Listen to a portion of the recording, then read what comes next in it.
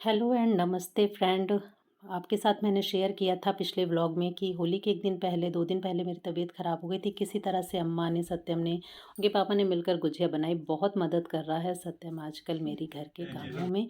और उसके बाद नेक्स्ट संडे मैंने थोड़ा बहुत काम कर लिया था। सोचा कि उसमें कोई मेहनत नहीं है, लेकिन मुझे उसके बाद थोड़ी प्रॉब्लम और हो गई। तो अब मैं कंप्लीट रेस्ट पर हूँ और ये व्लॉग मैं शेयर कर रही हूँ आपके साथ पिछले संडे का, जिससे कि मैं आपको बता सकूँ कि थोड़ी-सी प्रॉब्लम जो हो गई है और इसके बाद मैं अब पूरी तरह ठीक हो जाऊँगी, तब आपके साथ व्लॉग शेयर करूँगी। तो पिछला संडे यानी जो बीता संडे उसमें थोड़ा-सा रिलीफ़ था, तो मैंने किचन के काम खुद करने की सोची और अम्मा की भी तबीयत ख़राब थी, तो सोचा मदद ना लेकर खुद ही ये छोटे-छोटे काम मैं निपटा लूँगी। तो बोर्ड ये है सब्ज़ी-वब्ज़ी काटने के लिए मैंने रख रखा है, तो इसे थोड़ा-सा बॉक्स के ऊपर रख कर ऊँचा करके काटा है, जिससे गर्दन ना झुकानी पड़े। और मैंने बनाई कढ़ी और लौकी की एकदम सिंपल सी सब्ज़ी। तो वो सब तैयारियाँ मैंने कर लीं। बार-बार ऊपर की तरफ डब्बे वग़ैरह रखे हुए हैं, तो हाथ से उतारना-धरना ये सब काफ़ी हो गया उस दिन। और देखने में या सोचने में हमें नहीं पता चलता है कि हम कितना काम कर ले रहे हैं, लेकिन ये छोटे-छोटे काम ही थोड़ी-थोड़ी प्रॉब्लम बढ़ा देते हैं। तो फ़िलहाल सब्ज़ी की तैयारी कर ली है और मैंने बनाना था मुझे कढ़ी, क्योंकि दही रखा हुआ था। दही दढ़ी ये वाली कढ़ी मुझे बहुत ही सिंपल लगती है। दही को नमक, हल्दी, हींग और मिर्च के साथ, बेसन के साथ फेंटना रहता है। तो हाथ से फेंटने में थोड़ी प्रॉब्लम थी, तो मैंने ब्लेंडर का यूज़ किया। बहुत ईज़िली ये अच्छी तरह से फिट गई और उबलने रख दिया है। और इसके साथ ही देखिए चावल वगैरह भी जो देखना था, इसी तरह से देख लिया मैंने इस पे डिब्बे पर रख कर। और मेरी नज़र में ये सब बहुत ही हल्के काम थे, क्योंकि मुझे लग रहा था कि ज़्यादा कुछ प्रॉब्लम नहीं हो रही है। तो मोमेंट कम है गर्दन का, इस वजह से देखिए काम और बढ़ गया मेरा। तो फ़िलहाल बना दिया मैंने खाना। और कढ़ी जो उबली है उसमें मैं डालने वाली हूँ पकौड़ी की जगह ये मखाने। तो मखानों को देसी घी में भूनकर हल्के से नमक के साथ इसमें डाल देंगे कढ़ी में, एक बॉयल आने तक खाली। और कढ़ी हमारी बहुत ही आसानी से तैयार हो जाती है। तो आटा भी मैंने बहुत ही हल्के हाथ से लपेट कर रख दिया, थोड़ी देर बाद वो सेट हो गया। तो उसकी रोटी बनाने के लिए रख दूँगी। तो ये सब काम बहुत ही हल्के लगते हैं, लेकिन काफ़ी मूवमेंट होता है हाथ का, कंधे का और गर्दन का। तो ये मुझे नेक्स्ट डे पता चला जब थोड़ी-सी प्रॉब्लम बढ़ गई मेरे साथ।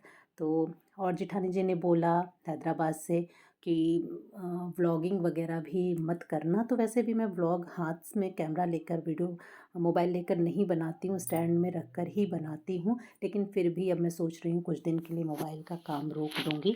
तो बस कढ़ी को छौंक लगाया और सब्जी में भी धनिया वगैरह काट दी।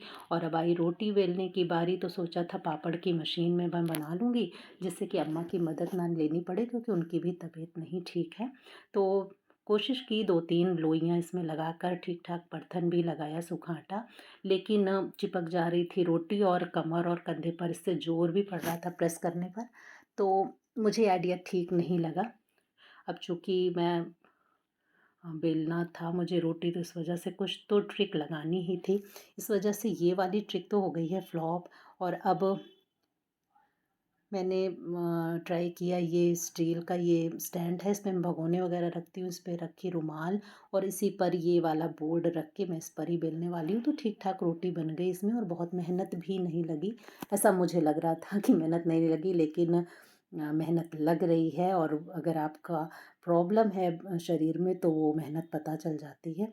तो अपने शरीर को ठीक-ठाक रखने से अच्छा तो कुछ भी नहीं है। अपना शरीर स्वस्थ रहे, इसकी पूरी कोशिश करनी चाहिए। बिल्कुल भी इस चक्कर में नहीं पड़ना चाहिए कि किसी से मदद लें या ना लें, क्या करें, क्या ना करें। तो जब तक तबीयत नहीं ठीक है, मदद लेने में कोई बुराई नहीं है, ऐसा मेरी समझ में आया है। और हर बार आता है जब भी तबीयत ख़राब होती है, लेकिन दिल है कि मानता नहीं। वो हमारे ननिहाल की तरफ से सभी लोग कहते हैं कि हमारे खून में ही खराबी है, किसी से मदद नहीं लेना चाहते हैं, ज़्यादा से ज़्यादा काम हम खुद कर लेना चाहते हैं, दूसरों को परेशान नहीं देखना चाहते हैं। बस इसी चक्कर में मामला गड़बड़ हो जाता है कभी-कभी। तो व्लॉगिंग वगैरह भी मैं बंद करने वाली हूँ। और वैसे भी मैं हाथ से लेकर तो वीडियोज़ बनाती नहीं हूँ, वह स्टैंड पर ही बनाती हूँ। और बोलना-वोलना भी होता है तो दूर से ही बैठकर बोलती हूँ स्टैंड में फ़ोन लगाकर। लेकिन फिर भी बाद में एडिटिंग में और बाकी चीज़ों में थोड़ा बहुत तो ध्यान लगाना ही पड़ता है, तो वो थोड़ा मैं कम करने वाली हूँ। तो रोटियाँ तो बढ़िया सी बन गई हैं और सबको खिलाया-पिलाया। उसके बाद रेस्ट किया। सेकंड टाइम भी मैंने थोड़ा-सा काम कर दिया किचन में, तो नेक्स्ट डे थोड़ी-सी दिक्कत हो गई। तो घर में जब काम करने वाला एक ही हो और उसने पूरा ज़िम्मा उठा रखा हो, तो बीमार होने पर सबका परेशान होना तो लाज़मी है। और हफ़्ते भर की सबने जो मदद की, वो मुझे लग रहा था कि सारे ही लोग थक चुके हैं एकदम, और काम सारे मिलकर कर रहे हैं, लेकिन फिर भी पूरा काम नहीं हो पाता था जितना मैं निपटा देती हूँ फटाफट से। तो आदत एक पड़ी हुई है सब चीज़ करने की। कोई नया-नया काम करना शुरू करता है तो उतना तेज़ी तो हो नहीं पाता है। तो बस वही बात है, जिसका काम है वो ही समझता है और वो ही कर पाता है। तो अपने शरीर को ठीक रखने से अच्छा और कोई उपाय नहीं है। तो जो भी हो सके, जब तक तबीयत नहीं ठीक है तब तक मैं रेस्ट करूँगी, और आगे भी जो भी प्रिकॉशंस होंगी वो फ़ॉलो करूँगी। अगर हो सकेगा पूरी तरह खुद को इस बात के लिए मजबूत कर रही हूँ मैं। तो फ़िलहाल अब मैं टोटल रेस्ट पे हूँ, और कॉलर बांध रखा है इस तरह से ज़्यादा मूवमेंट ना हो जिसकी वजह से, तो काफ़ी आराम है अब मुझे।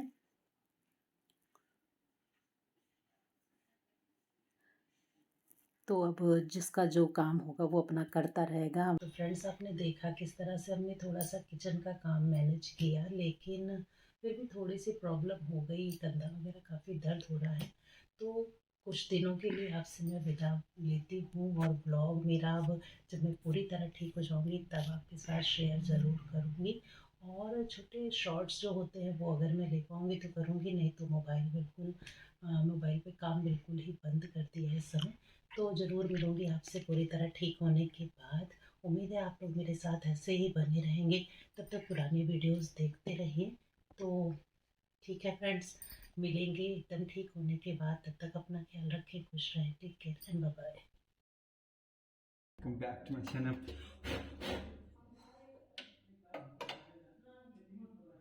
Food life with Satyam Panda. देखो पहले वो देख लो।